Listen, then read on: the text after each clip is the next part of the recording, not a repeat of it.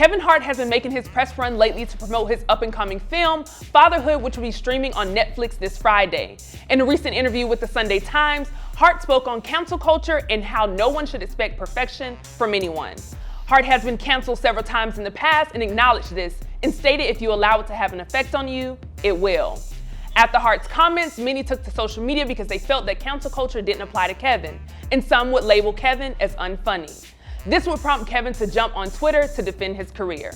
Today we have our comedy hype analyst, Pierre, and special guest Vanessa Fraction on the show to talk about Kevin Hart's latest rant. But first, I want to dive straight into his tweets. That way we can get a full perspective of what's going on. So Kevin Hart states, "I rarely talk but I felt the need to today. Stop believing these headlines and read the actual articles. You guys fall for the banana in the tailpipe trick each time. You guys are what makes this business fun, because it's not about getting to the top. It's about doing your best to stay on top after you get there. I have also turned my comedic talent into a place of business and branding and radio and other revenue streams. The hate/slander fuels me to do more. I have been the highest grossing comedian in entertainment for years now. I have also been the highest grossing comedian in the box office with over $4 billion in earnings. The he's not funny slander is the best. This is for you. I have 3 stand-up comedy specials that fall in the top 10 highest grossing comedy specials of all time. 2 of my specials are in the top 3 of all time." So definitely a rant, but Pierre, I want to get your reaction. After hearing that and seeing that, what are your thoughts? Well, one thing, to me, Kevin Hart has nothing to prove. He really has nothing to prove. He's gone to the mountaintop, to the highest, that we can go to. But I always see him trying to defend himself. He's a human. I know him. That stuff hurts. Let me tell you, if people start saying you're not funny anymore, it does hurt. But I think comedy is like your favorite color. You may say blue, your favorite color. That doesn't mean the other colors don't matter. It's your favorite color. So with him, people may like Kevin Hart. What happened was Kevin shot so fast to the top that everyone gravitated to him. And what happens, like most with everything, things start to trickle back down who don't like him, who just say, all right, I have enough of him. And the rest of them stay up there. Well, a lot of them trickle back down. Many have stayed up top. It's okay. For him to have to think he has to defend himself all the time, I just think it's crazy. If people say he ain't funny to you. But obviously he has a fan base that he's still funny too.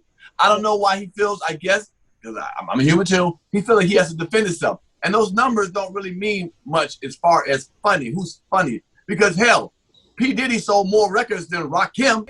Now, hold on, Pierre. Before you dive into that, because I want to get into that. That's definitely a conversation I think is necessary to have. But first, Vanessa, what are your reactions initially to seeing and hearing those tweets?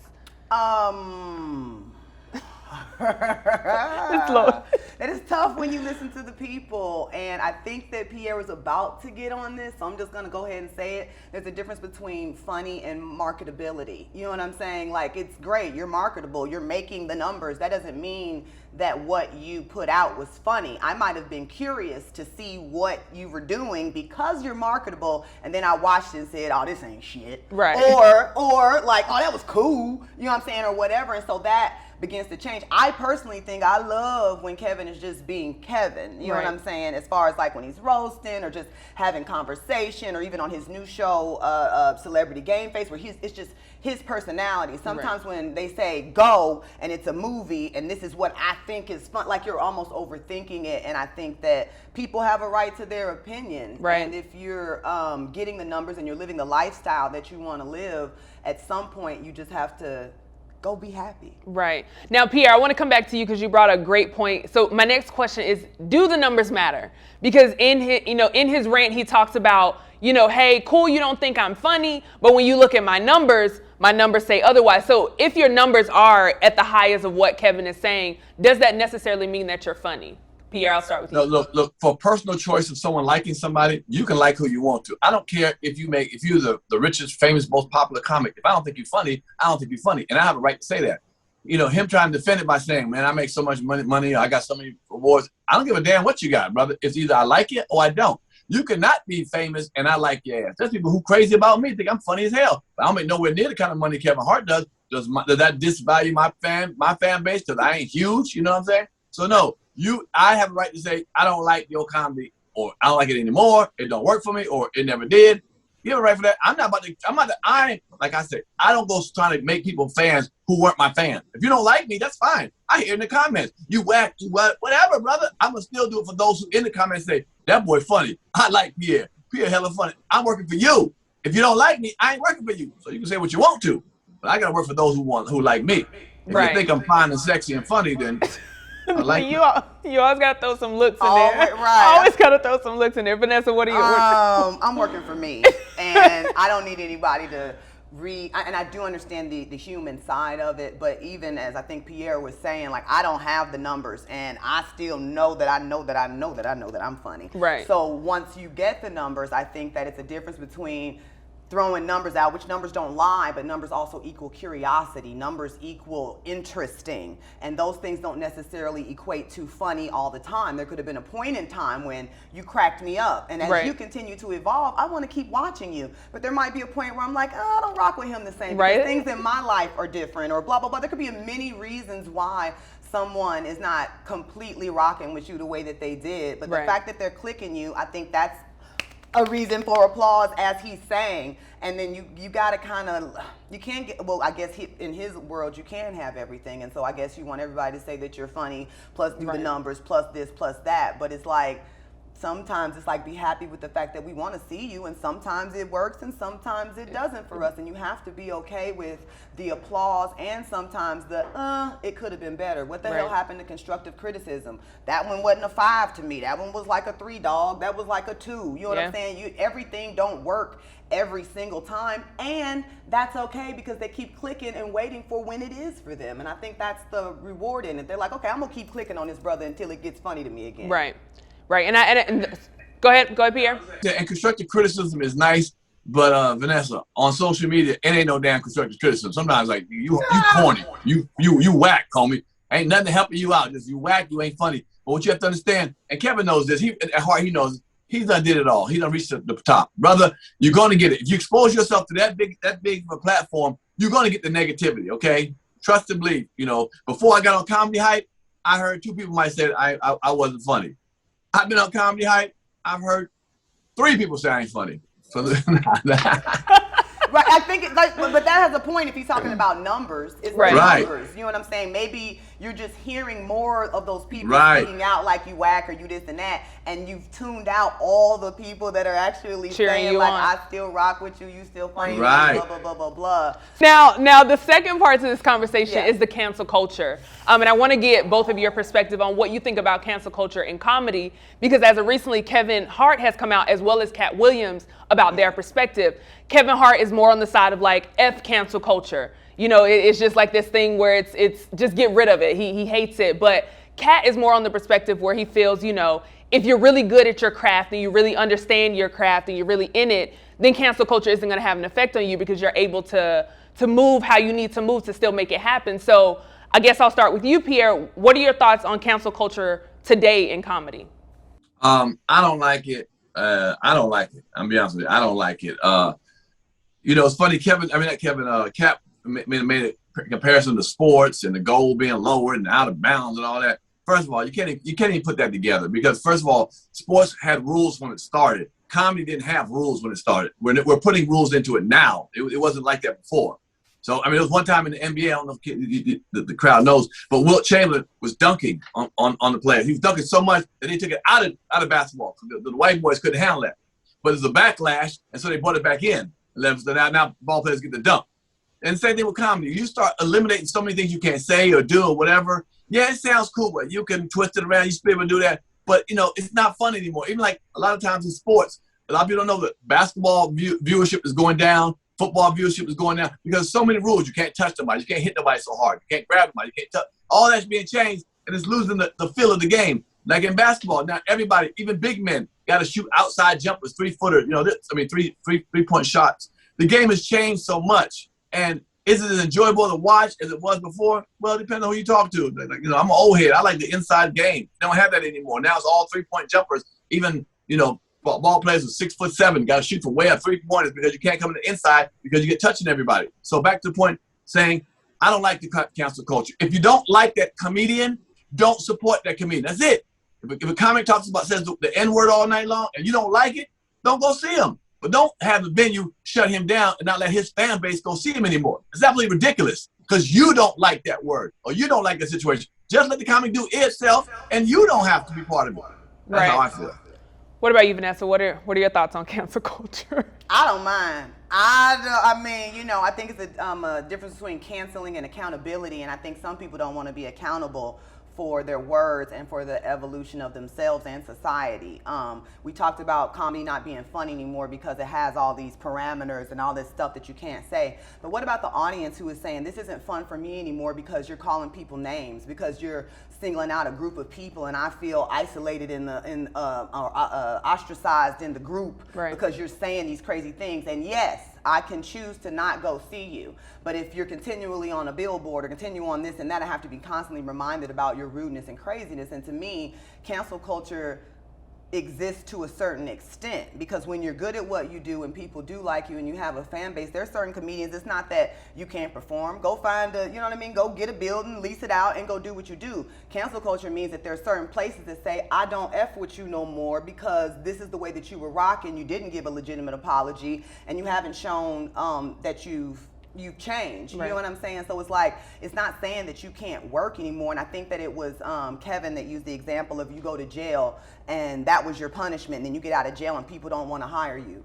Well, guess what? That's a freaking reality. There are plenty of people that have been to jail that have done their time, but there are certain employers that say, yeah, but I don't like that smudge on your record and I don't want that around me. Now, can you get a job? Sure, but maybe not the one you had before or the one that you could have had your behavior's been different. You know what I mean? There's certain people that ain't worried about cancel culture at all because they have a, I don't know how you want to say it because I was about to say something effed up, but they, their views were never skewed in the first place. So kudos to you for evolving and being a better person. But how about I just go see somebody who didn't have that problem in the first place? Or I think but my basic point is that we all have choices and you're not all the way canceled. It's just we're holding you accountable. But when people start taking stuff away from you, you know, I don't know, because pretty soon, how far do we narrow it? Let's say we start talking about the LGBTQ couple, you know, people. You can't say nothing about them. Well, what about homeless? What about hood rats? Well, don't talk about people who are suffering from a low economic situation. Don't make jokes about them. Now, I can't do jokes about being a hood and being hood rats around me and poor, you know, exactly ignorant shit. They might complain. Well, I'm, you know, so where do we get to the point? We got to start making it smaller and smaller. I don't like you teasing my group. You can't tease my group. You can't tease this group. You can't tease this. But pretty soon, because they're going to tell other people in another situation, like they'll say, we don't like that. So they'll tell a location, you know, Live Nation, you know, take them away. A Live Nation goes under the pressure and says, all right, comics do that. Like, let's say Corey Holcomb talks craziness that Corey Holcomb does, or TK Kirkland. Pretty soon you cancel them out the way, then they can't. So all the comics are pretty soon going to be the same way. Trust me, they're going to be the same way. If it keeps continuing, not right now, 10 years from now, 15 years from now. I've seen it happen. So before you know it, yes. So why don't we just do this? Say, I don't like you talking about homosexuals. I won't come see you. But I'm not going to write a letter to the venue to say, don't put him in the club no more. That's ridiculous. Let him do his thing. You do something else. Why do I got to stop doing what I'm doing? Why? With that? Because you don't like it? He's a better person. Who says that's a better person? To talk about, not talk about homosexuals or hood rats or poor people or country folks or backward ass rednecks. You know, where do we stop at? Where do we stop? Nobody said that you could not talk about them. Sometimes it's the way in which you're speaking about someone. And as far as canceling people, again, let me tell you something. I still listen to R. Kelly. Like, you can't cancel him for me. I'm still going to do what I want to do as an individual. If I still wanted to hear somebody's jokes, I'm going to still pull them up. If I really like them that much, guess what? I'm going to find them and hire them for my next birthday party. You cannot truly be canceled when you have fans and things like that want to hear what you have to say. I just feel that there's a form of accountability, and then I will bring this up because Cat Williams brought this up. Who is it that got canceled that you want to bring back? Well, R. Kelly. R. Kelly. I don't want to bring him back. I'm fine. I mean, I don't have to bring him. He can make music.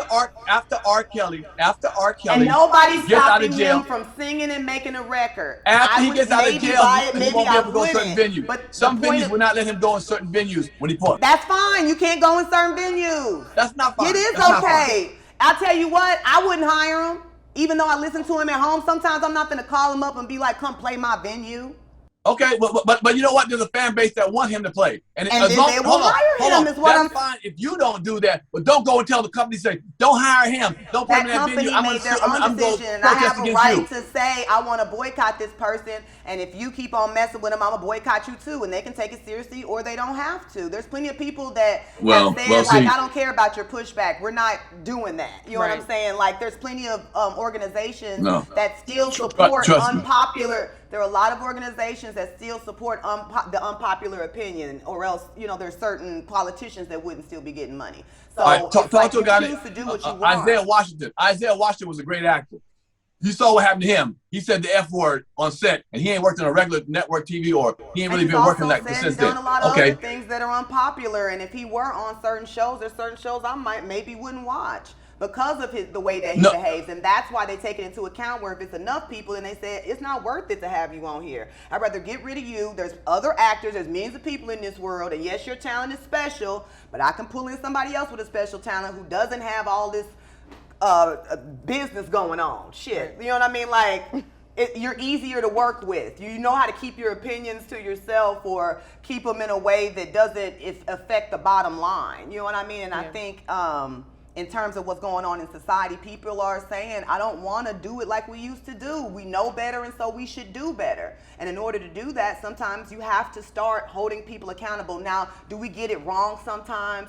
Yes, I would say we get it wrong sometimes, and the way that we go after somebody is a bit much. But to not have it at all, I don't think that's necessary. I think it's just accountability, and some people are like, I want to say what the fuck I want to say, and I say it, but there are repercussions. Absolutely. And I think both of you just represent voices of both Kat and Kevin. So I think it's helpful to understand both perspectives. And I think a lot of people will understand what both of you have to say. So thank you both for chiming in on that conversation. You heard from us. Now we want to hear from you in the comments below. What are your thoughts about Kevin as well as cancel culture? For Comedy Hype News, I'm Symphony Thompson.